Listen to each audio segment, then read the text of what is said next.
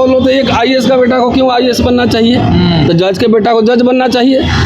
ये नरेंद्र मोदी साहब ने तेलंगाना में जाके इलेक्शन कैंपेन में भी कहा था कि हम बंटवारा करेंगे।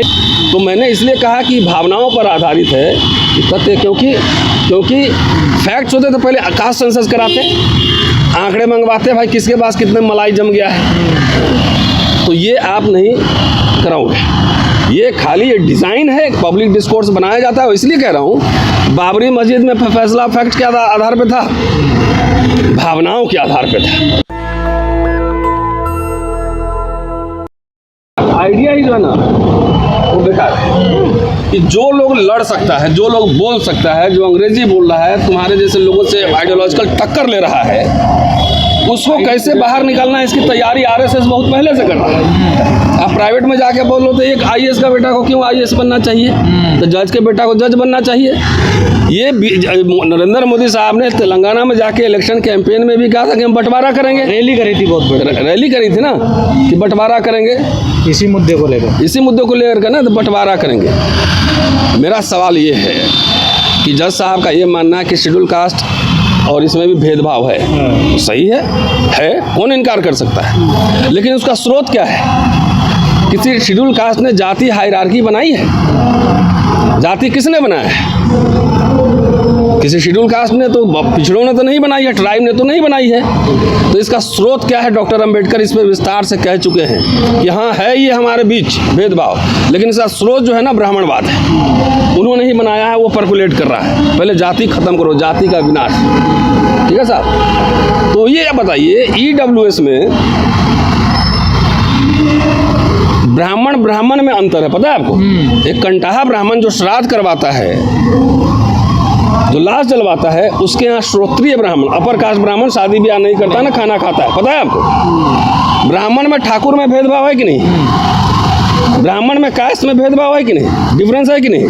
ठाकुर में भेदभाव है ना। सब में उपजातियां बनी हुई है, कास्टों में भी है, ठाकुरों में है, ब्राह्मणों भी है। तो ये आर्गूमेंट आप उस पर क्यों नहीं अप्लाई कर रहे हो? ये आर्गूमेंट करते हैं ना कि ईडब्ल्यूएस का पहले बंटवारा कर, जो संविधान में नहीं है। तो जज साहब का जो निर्णय आया है, जो पब्लिक डिस्कोर्स होता है, आरएसएस माहौल बना रहा था पब्लिक डिस्कोर्स, और उससे इन्फ्लुएंस है, भावनाओं पर आधारित है। जो माहौल बनाया गया रिजर्वेशन के खिलाफ, उस पर आधारित है, ये तथ्यों पर आधारित नहीं। ये है फंडामेंटल बात कि फैक्ट कोई आंकड़ा नहीं है, कोई डेटा नहीं है।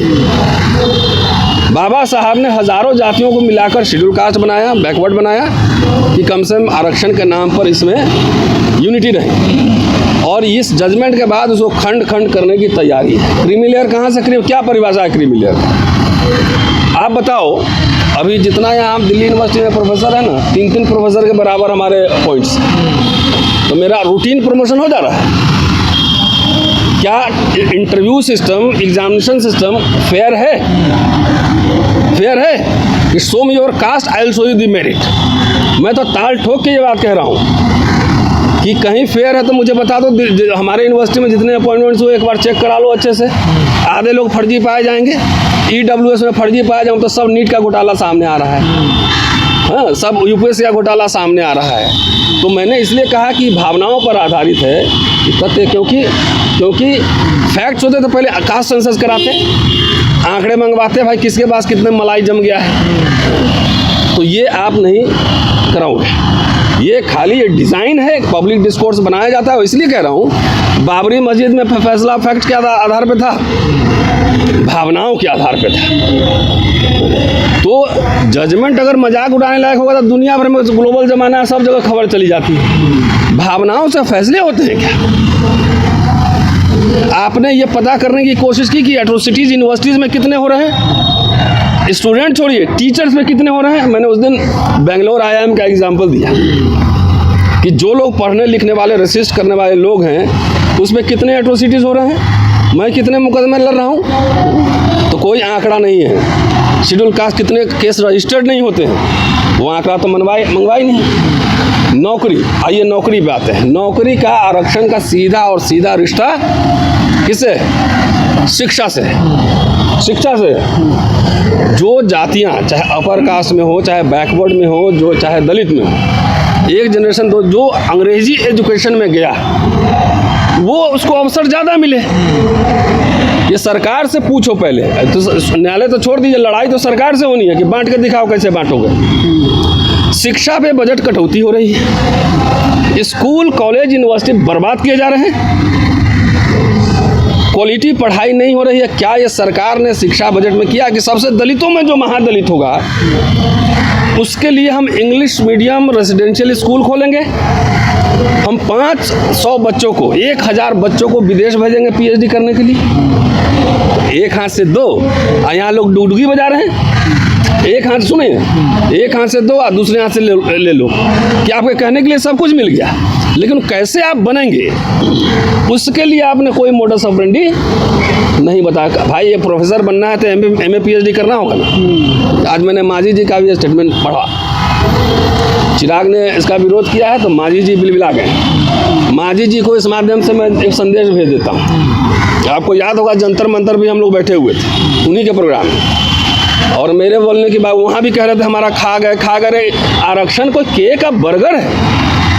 बाबा साहब को मैं पढ़ता हूँ, उन्होंने कहा था कि जब महाड़ आंदोलन हमने चलाया तो जब भी उसके बाद जब भी किसी नौकरी में महार लोग जाते थे इंटरव्यू देने या परीक्षा देने, तो इंटरव्यू में यही पूछता था कि तुमने कितने तालाब गंदे किए, और उसको छांट देता था। तो जो कम्युनिटी जिनसे लड़ रही आइडियोलॉजिकल, मैं यूनिवर्सिटी में हूँ तभी ना रोस्टर की लड़ाई लड़े, गांव का आदमी को क्या पता है ये कौन सा रोस्टर है। तो ऐसे लड़ने वाले लोग उसको हटाओ इसमें से पहले, और बाकी को काबिल बनाओ ही नहीं। मांझी साहब को मैंने कहा था उस भाषण में, अगर जंतर मंतर पे आप रहे होंगे तो याद होगा कि मांझी साहब आप तो सीएम रहे ना, आप मुझे अपने कम्युनिटी का एक बच्चा दीजिए इंग्लिश बोलने वाला एमए पास या बीए पास, उसको ऑक्सफोर्ड में पढ़ाने का खर्चा हम उठाएंगे। हवाबाजी से काम नहीं चलेगा। मांझी जी सीएम रहे, बेटा मंत्री रहा, तो क्या आप जाकर वहाँ पे अपने गया में अपने जाति के बच्चों के लिए इंग्लिश स्कूल खोला? एजुकेशन खत्म है, कह रहे हैं आरक्षण दे रहे हैं। आरक्षण तो इसलिए पूरा हास्यास्पद है, नौकरी नहीं है, शिक्षा नहीं है। और दूसरी बात है, फेयर सिस्टम करो ना, रिकॉर्डिंग करो सारे इंटरव्यू का, कैसे खा जाता है किसी का आरक्षण, कौन कैसे खा गया। जब एग्ज़ाम यूपीएससी का लिखते हैं या मास्टर्स का लिखते हैं या बीए का लिखते हैं, तो उसमें सब कॉपी पे अपना जात लिखता है, नहीं जात लिख के जाता है, और वहाँ जाता है तो वहाँ पे एग्जामिनर यूपीएससी का चेयरमैन बुलाता है कि जाटव बेटे, यादव बेटे आ जाओ, तुमको हम ज़्यादा नंबर देते हैं। ऐसे होता है क्या? एग्ज़ाम में कोई जात लिखा रहता है, कैटेगरी लिखा रहता है, बैकवर्ड, ब्राह्मण, तो कुछ लिखा रहता है। तो एक आप समझिए, आरक्षण जो है ये गरीबी उन्मूलन का प्रोग्राम नहीं है, ये प्रतिनिधित्व का सवाल है। और वैसे लोग, मेरे फादर तो एक छोटे से नौकरी में थे, वो पढ़ाए लड़ भिड़ के हिंदी से अंग्रेजी सीखा, उसके बाद में आया। अब इनको हम चुनौती दे रहे हैं तो हम लोग इनके आंख में खटकते हैं। मैं अपनी लड़ाई थोड़ी लड़ रहा हूँ, जितनी लड़ाई है शोषितों वंचित की लड़ाई लड़ रहे हैं, तो ये चाहते हैं कि हमारे जैसे लोग जो है ना सड़क पे आ जाए, साइड लाइन कर दो, बाकी कुछ बोलेगा ही नहीं, और धीरे धीरे आरक्षण खत्म कर दो। अब मान लिया आप कैटेगराइजेशन कर देंगे और उसमें 4 ग्रुप बना दिए, एक ग्रुप में 4 ही जाति तो नहीं होगी ना, सैकड़ों जातियाँ होंगी, वहाँ पे अगर कैंडिडेट सूटेबल नहीं मिलेगा तो क्या करेंगे? एनएफएस हो जाएगा। एनएफएस तो अभी हो रहा है। अभी चौहान साहब से मेरी बात हुई थी, सुप्रीम कोर्ट एडवोकेट हैं, उन्होंने कहा कि भाई अभी ही SC ST के पोस्ट पे जनरल भर दिए जा रहे हैं, OBC के पोस्ट पे भर रहा है, वैकेंसी आप देख लीजिए, अभी ये हाल है। तो जब सब कैटेगराइजेशन हो जाएगा और ये होगा कि भाई इस कम्युनिटी के लिए रिजर्व्ड है, और उसमें एनएफएस अगर कर देगा मान लो, तो कोई दूसरा कम्युनिटी क्यों लड़ने जाएगा? अभी रोस्टर की आंदोलन हम लोग लड़ाई लड़ी है, तो एक जाति के लिए लड़ी थी, सबके लिए लड़ी गई थी ना। तो मेरा ये कहना है कि आपको आरक्षण तो ईमानदार क्यों नहीं रहे इस बात को कि हमें बांटा जा रहा है, बांटा नहीं। मैं तो ये कह रहा हूँ ना कि मेरा बेटा विदेश जाएगा पढ़ने, वो आरक्षण से नहीं जा रहा ना, MA PhD करके आएगा, और यहाँ जो सारे कॉलेज में जनरल कैटेगरी में वो देगा, इंटरव्यू क्वालिफाई करेगा, जाएगा। क्या उसके साथ फेयर ट्रीटमेंट होगा? You tell me. वो जाएगा जब हिंदू कॉलेज, स्टीफेंस कॉलेज कहीं इंटरव्यू देने जाएगा, तो उसके साथ फेयर ट्रीटमेंट हो जाएगा? कहाँ होगा? तो जाति साथ लेकर जाएंगे। तो ये माननीय सुप्रीम कोर्ट को ये बात नहीं समझ में आ रही है, और ये तो भाजपा सरकार के लिए 2 धारी तलवार है। किसको किधर करोगे? क्रीमी लेयर दलित में बनेगा, ये संविधान में लिखा हुआ है। अभी भाजपा चुप है मामले में। ये क्रीमी लेयर बनाओ, कैसे बनाओगे? उसका पैरामीटर क्या होगा? मतलब सुदामा कोटा पे कोई बहस नहीं। और मैंने कहा ना, भाव प्रधान है, तथ्यों पे आधारित नहीं। 10% का कोटा का आर्थिक आधार पर सिर्फ सवर्णों के लिए होगा, संविधान के किस धारा में लिखा हुआ है? सर मायावती और चिराग पासवान के अलावा कोई नहीं बोल रहा इसके खिलाफ सर। नहीं, चंद्रशेखर बोल रहा है। हाँ, चंद्रशेखर। अभी तो बहुत लोग समझ ही में नहीं आ रहा होगा इसमें करे क्या। उनको वोट की दिलचस्पी होगी, नेताओं को वोट का गुनागणित होगा, हमारा नहीं है। और जो लोग, मैं किसी पार्टी का आदमी नहीं हूँ, जो लोग संविधान की बात करते हैं तो मैं बार बार ये बात कह रहा हूँ कि संविधान कभी ख़त्म नहीं किया जाएगा घोषणा करके। संविधान के जो प्रावधान है उसको डिफंक्ट, इररिलेवेंट बना दो, अपने आप खत्म हो गया। इलेक्शन कमीशन को लेके इतने पिटीशन पड़े हुए सुप्रीम कोर्ट में, उस पर सुनवाई नहीं है, जो कुछ डेमोक्रेसी है भाई। बैकलॉग को लेके पड़ा हुआ है, प्रमोशन को लेके पड़ा हुआ है। आंकड़ा है कितने वाइस चांसलर SC ST समुदाय के हैं, ये बता दो। कितने प्रोफेसर हैं दिल्ली विश्वविद्यालय में? एक भी प्रिंसिपल नहीं है, एक। लेकिन सर जो हमारे SC ST के जो नेता हैं, जो सत्ता पक्ष में, वो भी कुछ नहीं बोलते। नहीं, सत्ता पक्ष वालों में भी चल रहा है घमासान। चिराग और संभवी चौधरी ने कहा है कि ये ठीक नहीं है क्रीमी लेयर। और जो बीजेपी के हैं दलित SC ST के नेता, वो भाई तो पार्टी को टिकट लेना होता है ना। और रोस्टर का आंदोलन 2 अप्रैल 18 का आंदोलन नेताओं के भरोसे थोड़ी चला था। नहीं है ना, वो पार्टी के पक्ष में है। वो है उनके। पार्टी जो पोजीशन लेगी उसके साथ रहेगा।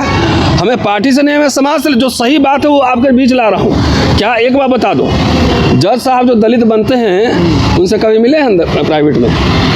वहाँ भी जनेऊ लीला होता है जुडिशरी में, वहाँ भी होता है। वहाँ भी जनेऊ लीला होता है ना। एक ही 200 फैमिली हायर जुडिशरी में है। तो IAS का बेटा IAS नहीं बनेगा तो बिना एग्जाम दिए हुए जज साहब का बेटा कैसे जज बन जाता है? क्या सबसे ज़्यादा मेरिट वही है? उसके कम्युनिटी के और लोग मेरिटोरियस नहीं है? तो ये बहुत सारे सवाल है, इस पर अभी बहस होगी। नेताओं को हम लोग अपील करेंगे कि इसका विरोध किया जाए। ये सीधा और सीधा आरक्षण के खात्मे की घोषणा हुई है। अभी भी सुप्रीम कोर्ट पहले आंकड़ा मंगवाता ना, कितना फुलफिल हुआ, बैकलॉग किधर है, प्रमोशन इन रिजर्वेशन का लटका हुआ है, वो कहाँ है? तो देश का सबसे इम्पोर्टेंट राष्ट्रीय सुरक्षा को खतरा था इससे। नहीं, SC ST का वर्गीकरण नहीं हो जाता तो देश में खतरा हो जाता। तेलंगाना सर दलित नेता ने ही बोला है। जो नेशनल दस्तक की आपसे गुजारिश है कि अगर इसको बचाना चाहते हैं तो नेशनल दस्तक को सब्सक्राइब करने के लिए रेड कलर के सब्सक्राइब बटन को दबाएं, फिर बेल आइकन की घंटी दबाएं। नेशनल दस्तक को बचाने के लिए बहुत जरूरी है कि हर खबर को शेयर करें, लाइक करें, कमेंट जरूर करें।